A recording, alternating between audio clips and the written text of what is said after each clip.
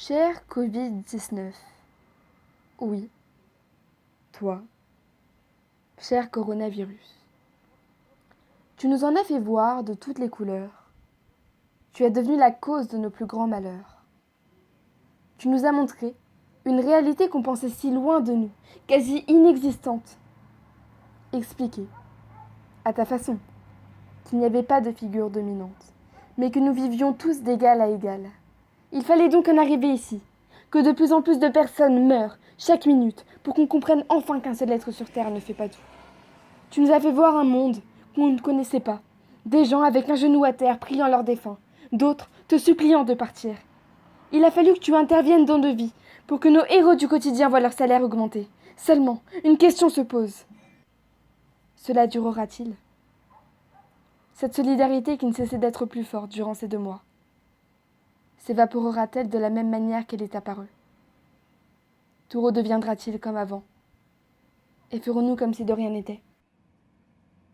Covid, Covid, l'homme avide se croit-il toujours si solide dans sa vie dentelée si souvent de sordide? Covid, Covid, à l'évidence, nos vidances pour oublier le vide et le silence.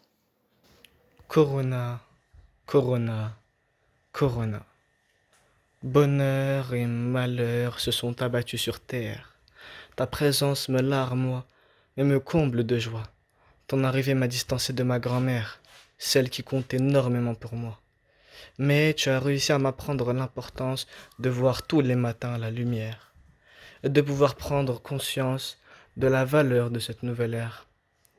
Virus, virus, virus. Malheur s'est abattu sur terre. Ta présence n'est pas la bienvenue. Ton arrivée a causé défunts sur notre univers, si soigneusement vêtu. Organisme si impur, tu oses nous imposer une telle torture. Covid, Covid, Covid.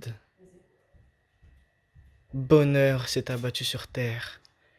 Ta présence a rendu ce monde solidaire, au moment où tout espoir semblait vide. Ton arrivée a permis à notre mère de reprendre ses droits sur ceux qui en étaient avides, elle qui nous est si nécessaire. Covid, Covid, l'homme avide se croit-il toujours si solide dans sa vie dentelée si souvent de sordide? Covid, Covid, à l'évidence, nos vidances pour oublier le vide et le silence. Ouais, monsieur Covid-19. En 2019, on disait, cette année, on l'a peut-être foiré. Mais t'inquiète pas, en 2020, on va tout réparer. Mec, qu'est-ce que tu veux faire? L'année, elle vient à peine de commencer. On est déjà confiné. Je sais même plus à quoi ressemble un matin. Et tout ça parce qu'un petit malin s'est dit, tiens, j'ai faim. Pourquoi pas manger un pangolin? Ouais, monsieur Covid-19, je te dis merci et pas merci. Tu nous as peut-être mis à neuf, mais t'as quand même tué pas mal de nos vies. À cause de tes meurtres, t'as fait perdre des millions de nos refs. Mais malgré ça, je te dis merci, car tu nous as beaucoup appris. Comme apprendre à certains à se laver les mains.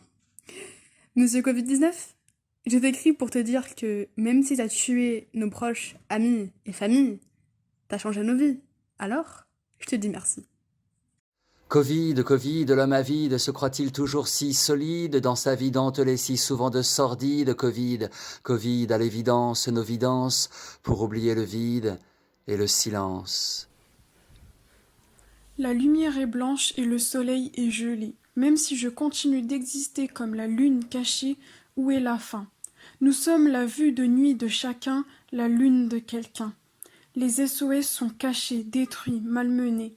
Quel genre d'adjectif je dois choisir pour te décrire? Épithète ou attribut? Quel genre de phrase simple ou phrase complexe doit-on choisir? Quel genre de mots pourrait-on utiliser pour que tes SOS se fassent entendre?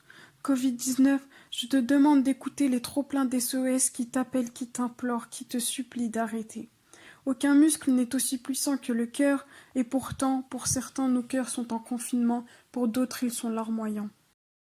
Covid, Covid, l'homme avide se croit-il toujours si solide dans sa vie dentelée si souvent de sordide? Covid, Covid, à l'évidence, nos vidances pour oublier le vide et le silence.